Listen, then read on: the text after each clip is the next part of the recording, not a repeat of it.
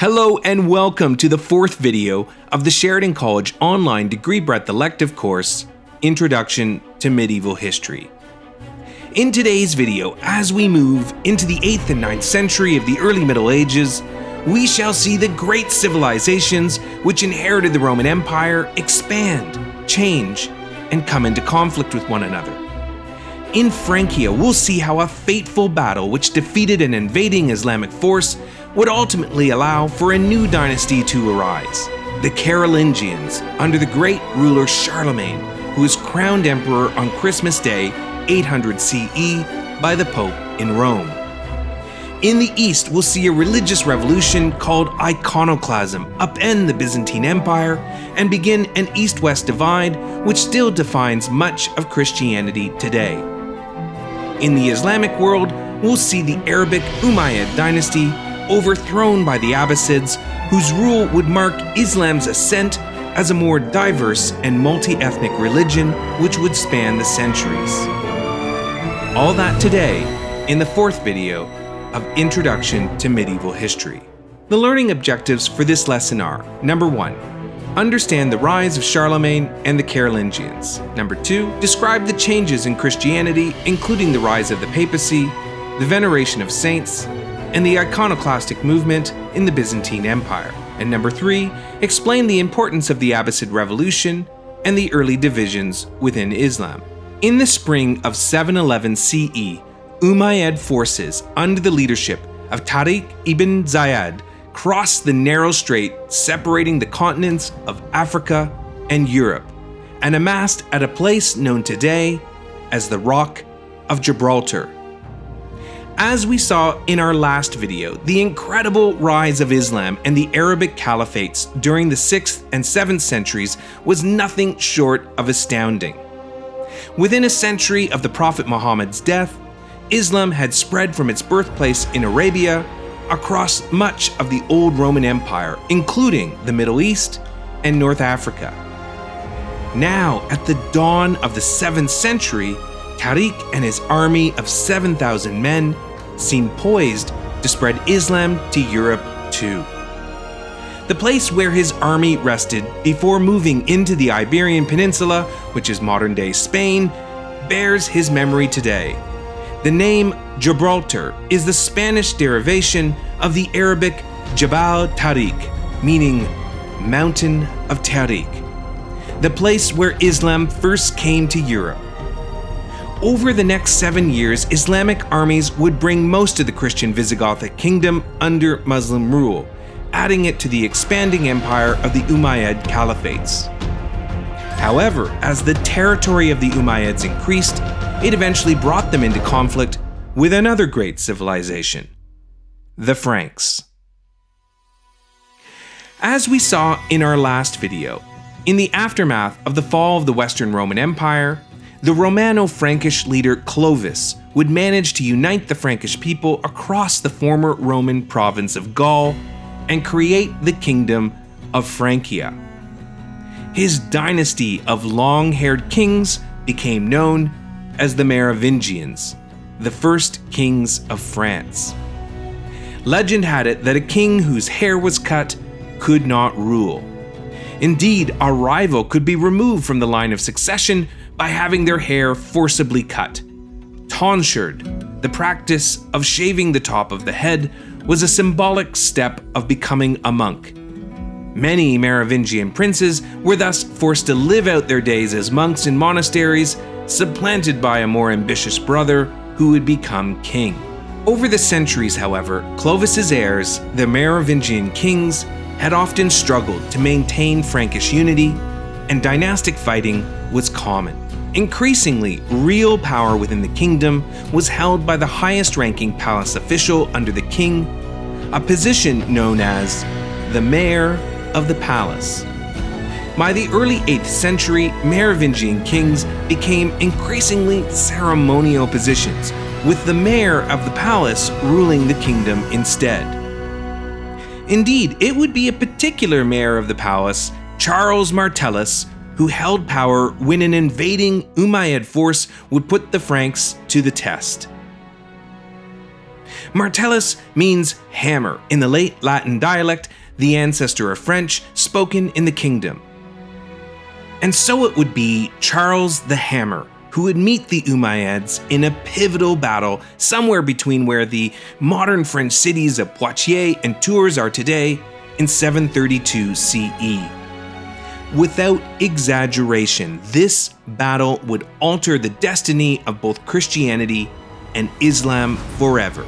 In October of that year, an Umayyad army led by Abdurrahman al-Ghafiqi invaded southern Francia. This invasion represented the vanguard of the continued successful expansion of Islam into much of the old Roman Empire.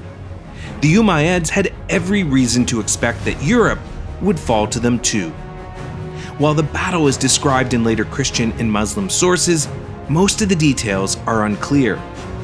The most reliable account dates from 2 decades after the battle in a chronicle from 754 CE. In its description, we learn that the Frankish forces managed to break the Muslim lines with their heavy cavalry and knowledge of the surrounding terrain. The leader of the Umayyad army, Abdurrahman al-Ghafiqi, was said to have died in battle. The Franks were victorious, and the remnants of the Umayyad army were forced to retreat south. Never again would the Umayyads push so far north, and within a couple of decades they would face their own internal struggle in the Abbasid Revolution, which would see the Islamic world completely transformed. In what was now southern France, however, the Franks under Charles Martel were victorious. However, the days of the Merovingian dynasty were numbered. During Charles Martel's lifetime, he would effectively rule the kingdom in all but name. However, it would be his son, Pepin the Short, who would officially bring an end to the Merovingian line. In 751 CE, the last Merovingian king, Childeric III, was deposed, his hair cut and tonsured, and he was sent to live out the last of his days in a monastery. The son of Charles the Hammer, Pepin, also known as Pepin the Short, became the new king of the Franks. Moreover, Pepin would begin one of the greatest dynasties of European history, the Carolingians. The Carolingians takes its name from Pepin's son, named for his grandfather, Carolus, or Charles. Born in 747 CE, Charles became king of the Franks in 768 CE following the death of his father Pepin. It would be under Charles's leadership that the dynasty would reach new heights. Charles would greatly expand Frankish power and territory, eventually bringing almost the entirety of Western Europe under his control. Later generations would call him Charles the Great, or Charlemagne. During the 9th century, under Charlemagne and his heirs, Western Europe would enter into a short-lived renaissance of learning and culture. His descendants, called the Carolingians, ruled Europe for several centuries. Christianity became firmly established across Western Europe as the religion of the land. Although the Carolingian Renaissance would mostly be restricted to the elites of the courts and the church, the legacy of the Renaissance in preserving texts and learning from the ancient world would have profound importance to future generations. Perhaps most important for the balance of power in Europe, however, was the increasingly important relationship that Charlemagne had with the Papacy, that is, the Pope in Rome. Since the days of his grandfather, Charles Martel, the Carolingian family had styled themselves as protectors of the Papacy. At the time, the Pope was becoming one of the most powerful religious leaders across Christendom. But he had a rival for the leadership of the Christian Church, the Patriarch of Constantinople. While the Patriarch could claim to have his seat in the center of the Eastern Roman Empire in Constantinople, a beacon of civilization, and to be close to the Emperor, the Pope, however, made moves to elevate his own status too. On Christmas Day 800 CE, the Pope crowned Charlemagne Emperor in the city of Rome itself, the first time that this had happened in the West for centuries. For the first time since the fall of the Western Roman Empire, there was an emperor in the West and one in the East.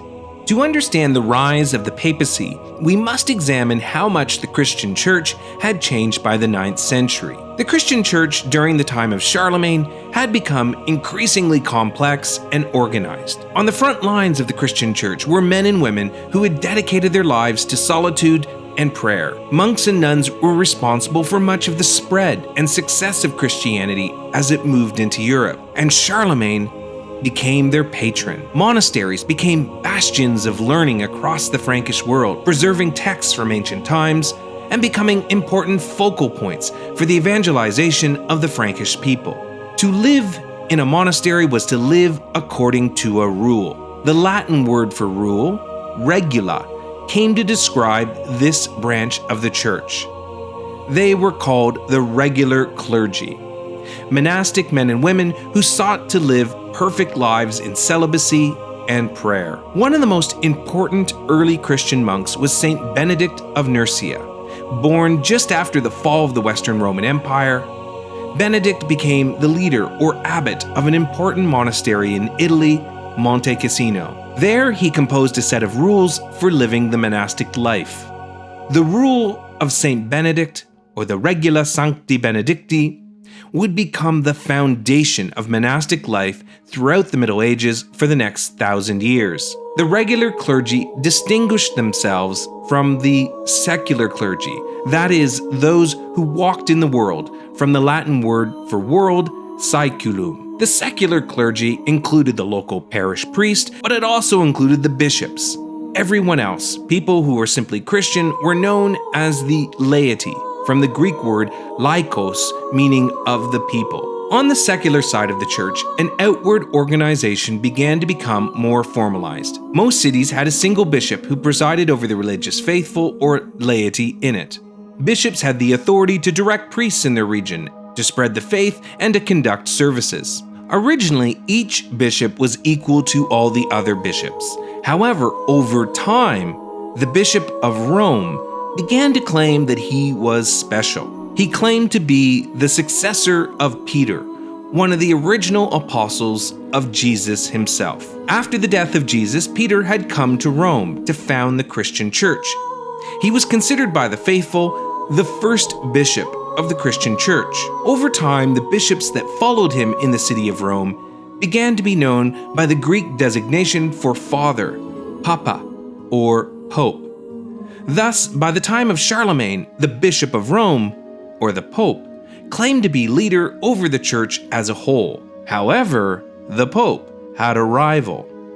In the eastern areas of Europe, the Bishop of Constantinople, who had become known as the Patriarch, made similar claims. It would hint at the later break in the Christian church between East and West. At the same time, by the 8th century, the veneration of saints became an important aspect of Christian faith. A saint was an individual, usually deceased, who was considered exceptionally holy and close to God. From the Latin word sanctus, meaning holy, the first saints were Christians who had been persecuted and killed by the Romans. Considered martyrs of the Christian faith, they served as an exemplar of holiness and a standard for all Christians to aspire to. Often, the relics of saints, that is, objects that they had owned or touched, or their actual bodies, their bones, were believed to have special powers such as the ability to heal believers. Special prayers to saints, pilgrimages to their tombs, and artwork celebrating their lives all became characteristics of Christianity. During the 8th century, however, a debate emerged which threatened to destroy the unity of Christianity. The controversy was about the role of images in Christian life. Artwork depicting Jesus, the apostles, or saints had become increasingly important, particularly in the Byzantine Empire, where the veneration of these images was a feature of the Christian faith. The crisis of Iconoclasm begins when the Byzantine Emperor Leo III forbade the production or veneration of religious images in 730 CE. The word iconoclasm is derived from the Greek words for figure, icon, and the word to break, klau, meaning image breaking. For several decades, the supporters of religious images in the Byzantine Empire faced persecution by authorities, and there was widespread organized destruction of religious artwork. The iconoclastic movement also created tension between the eastern and western halves of Christianity. While the actual veneration of images had never been as important outside the Byzantine Empire, religious artwork, nevertheless, was still an important feature of Christian life. Religious leaders in the western half of the former Roman Empire, such as the Pope in Italy, balked at the sudden backlash against imagery and refused to implement iconoclastic edicts. While the iconoclastic period would eventually come to an end in 842 CE, increasingly the two sides of the former Roman Empire began to express Christianity very differently, just as they had two leaders, the Pope and the Patriarch. Eventually, these two sides of Christianity would evolve into the Catholic Church and the Eastern Orthodox Church, one of the first major breaks in Christianity. For a time, however, despite their differences, the fiction that there was only one Christian church continued. Just as Christianity began to diverge into different versions, Islam too developed different branches and different belief systems.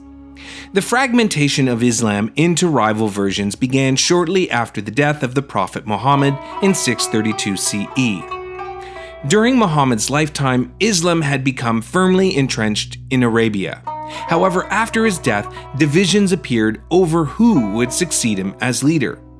One group of prominent followers chose Abu Bakr, one of the Prophet's companions, to become the first caliph. Another rival group, however, believed that the leader must come from Muhammad's family, and chose Ali ibn Abi Talib, Muhammad's cousin and son-in-law. These rival camps would eventually evolve into the two major branches of Islam. The followers of Ali became the Shia branch, known in Arabic as the Shi'atu Ali, Arabic for partisans of Ali, and believed that the succession of Muhammad must follow his bloodline. However, the other faction, known as the Sunni branch, from the Arabic word sunnah, which means tradition in Arabic, was the larger and ultimately more powerful group. After Ali was assassinated in 661 CE, power in the Islamic world shifted to the Umayyad dynasty, which represented the Sunni majority. And as we've already seen, within a short period of time, by the early 8th century, the Umayyad dynasty and their version of Islam extended their control over the Middle East, North Africa, and even into Europe. The empire that the Umayyad family controlled was widely diverse in geography, language, and social traditions. While Islam had begun in Arabia, the faith had spread far beyond the Arabic population. For example, much of Persia had become Muslim, along with the Berbers of North Africa. However, as tensions grew in the empire, the Umayyads found that they had few friends. While Islam had become incredibly diverse, the Umayyad dynasty effectively created a system which privileged an Arabic elite, and non-Arabs within the empire were considered essentially second-class citizens, regardless of whether or not they were Muslim. According to Islamic law, non-Muslims were required to pay the jizya tax, which greatly enriched the empire. But under the Umayyads, even those who had converted to Islam were forced to continue to pay the tax for the rest of their lives. Moreover, the Shia branch of Islam, which had never considered the Umayyads as legitimate rulers, felt persecuted and chafed under their rule. These tensions eventually led to a successful revolt led by the powerful Abbasid family in Khorasan, what is today eastern Iran, and Iraq, which saw the Umayyads fall from power. Only in Al-Andalus, which is Islamic Spain, would the Umayyads continue to hold power. The locus of power and authority within Islam shifted for the first time from the sands of Arabia into the east, into the cradle of Persian civilization, Iran, and Iraq. Ultimately, the ascendance of the Abbasid Empire would end the dominance of Arabs and create a more diverse and multi-ethnic version of Islam, which would endure for centuries. By the mid-9th century, the Middle Ages were well underway. New powers began to change the world again. The Carolingian Empire in Western Europe would mark a renaissance of the West and the rise of the Pope in Rome. The Byzantine Empire emerged from the throes of iconoclasm, bruised but still strong. The Islamic world under the Abbasids had become more diverse and mature. For a time, Eurasia, now centuries from the old Roman Empire, was at peace and had developed into a new, unique, powerful set of cultures. In our next video, we'll see much of it come crumbling down. In the West, we'll see the empire of the Carolingians dissolve into bloodshed and war. We'll witness the rise of new peoples, the Norse, and the beginnings of the Viking Age, which would challenge every kingdom of Europe and would change the landscape from Russia to England. In the East, we'll see the rise of a new, powerful kingdom, Kievan Rus, a powerful state which at its height would stretch from the White Sea in the north to the Black Sea in the south. Kievan Rus would be the cultural ancestor of many countries, including the Ukraine, Belarus, and Russia. In the Islamic world, we'll watch as regional rulers threaten the unity and integrity of the Abbasid Empire.